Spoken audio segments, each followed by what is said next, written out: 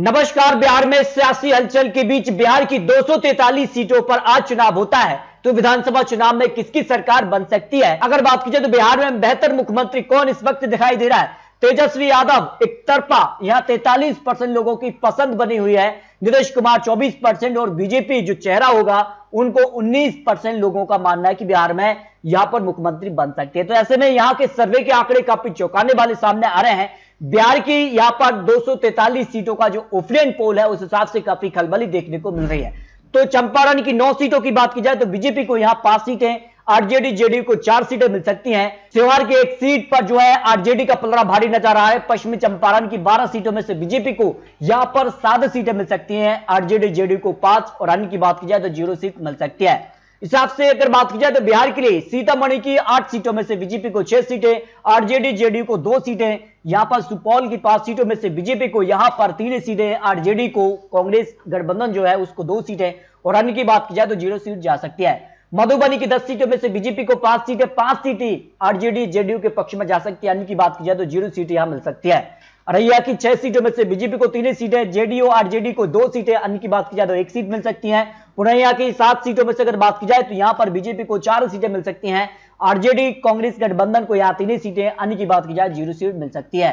किशनगंज की 4 सीटों में से बीजेपी को 2 सीटें यहां पर आरजेडी जेडीयू के पक्ष में जा सकती हैं, जो अनुमान बिहार की 243 सीटों पर सामने आ रहा है। इसके अलावा बात की जाए तो कटिहार की 7 सीटों में से बीजेपी को 3 सीटें मिल सकती हैं, आरजेडी जेडीयू को 4 सीटें यहां पर मिलती नजर आ रही हैं।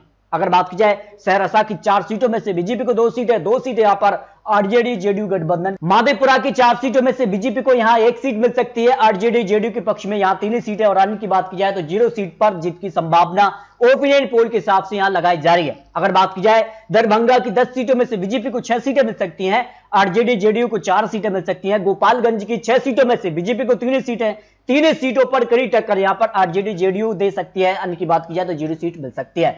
मुजफ्फरपुर की 11 सीटों में से बीजेपी को 5 सीट यहां पर आरजेडी जेडीयू के पक्ष में, 1 सीट अन्य के पक्ष में जाने की संभावना या ओपिनियन पोल के हिसाब से लगाई जा रही है। दीवान की 8 सीटों में से बीजेपी को यहां 3 सीटें, 5 सीट यहां पर आरजेडी जेडीयू गठबंधन के पक्ष में जा सकती हैं। वैशाली की 8 सीटों में से बीजेपी को 5 सीट, 3 सीटें आरजेडी जेडीयू के पक्ष में और अन्य की बात की जाए तो 0 सीट जा सकती है। अगर बात की जाए सरण की 10 सीटों में से बीजेपी को 5 सीट आरजेडी जेडीयू के पक्ष में जाने की संभावना ओपिनियन पोल के हिसाब से लगाई जा रही है। समस्तीपुर की 10 सीटों में से बीजेपी को 5 सीट पर ही यहां पर आरजेडी जेडीयू के पक्ष में जा सकती हैं। खड़िया की 4 सीटों में से बीजेपी को यहां पर 2 सीट आरजेडी जेडीयू के पक्ष में जा सकती है, अन्य की बात की जाए तो 0 सीट मिल सकती है।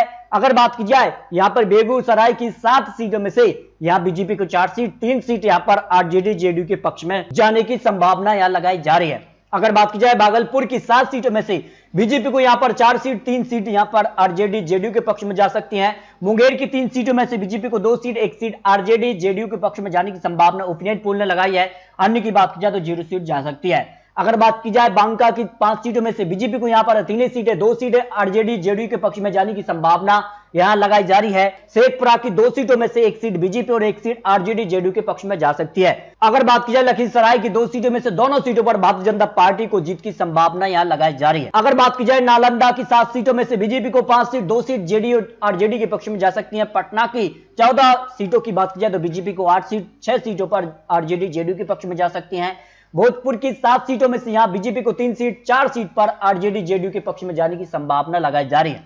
बक्सर की 4 सीटों में से बीजेपी को 1 सीट मिल सकती है, 3 सीटों पर आरजेडी जेडीयू को जीत की संभावना दिखाई दे रही है। रोहतास की 7 सीटों में से बीजेपी को 4 सीट, 3 सीट आरजेडी जेडीयू के पक्ष में जा सकती है, अन्य की बात की जाए 0 सीट जा सकती है। कैमूर की 4 सीटों में से बीजेपी को यहां पर 1 सीट, 2 सीट आरजेडी जेडीयू के पक्ष में जा सकती है, 1 सीट अन्य के पक्ष में जाने की संभावना लगाई जा रही है। अकल की 2 सीटों में से बीजेपी को 1 सीट आरजेडी जेडीयू के पक्ष में जा सकती है। औरंगाबाद की 6 सीटों में से बीजेपी को 2 सीटें मिल सकती हैं, आरजेडी जेडीयू को 4 सीट, अन्य की बात की जाए 0 सीट मिल सकती है। सहानाबाद की 3 सीटों में से बीजेपी को यहां 2 सीट, 1 सीट आरजेडी जेडीयू के पक्ष में जाने की संभावना ओपिनियन पोल के हिसाब से लगाई जा रही है। जमुई की 4 सीटों में से बीजेपी को 3 सीटें मिल सकती हैं, आरजेडी जेडीयू को 1 सीट मिल सकती है। गया की 10 सीटों में से बीजेपी को 6 सीट, 4 सीटों पर आरजेडी जेडीयू के पक्ष में जा सकती है और अन्य की बात की जाए तो 0 सीट मिल सकती है। नवादा की 5 सीटों में से बीजेपी को यहां पर 3 सीटें, 2 सीटें यहां पर जेडीयू आरजेडी के पक्ष में जा सकते हैं। तो इस तरह से अगर बात की जाए तो यहां पर बिहार के लिए जो अनुमान यहां पर निकलकर सामने आ रहा है, ओपिनियन पोल सामने आ रहा है, बीजेपी 100 से 120 सीटें मिल सकती हैं। इसी आंकड़े तक जेडीयू आरजेडी को पहुंच सकती है और बीजेपी का आंकड़ा 130 तक पहुंच सकता है। यहां पर जेडीयू और आरजेडी यहां पर 120 तक पहुंच सकते हैं, यानी कि बात की जाए तो तीन सीटें मिल सकती हैं। इस तरह से ओपिनियन पोल के हिसाब से बिहार में प्लस यहां पर आरजेडी जेडीयू गठबंधन जो है वो कड़ी टक्कर बीजेपी को दे सकता है। बीजेपी भी यहां पर काफी कड़ी टक्कर देती नजर आ रही है। इस तरह से अगर बात की जाए तो बिहार में काफी हलचल है और सीबी जो सर्वे के आंकड़े हैं उस हिसाब से बीजेपी का आंकड़ा 130 पहुंच सकता है। भाई आरजेडी जेडीयू को 110 सीटें मिल सकती हैं, लेकिन यहां पर माना जा रहा है कि बराबर की टक्कर यहां पर बिहार में देखने को मिल सकती है।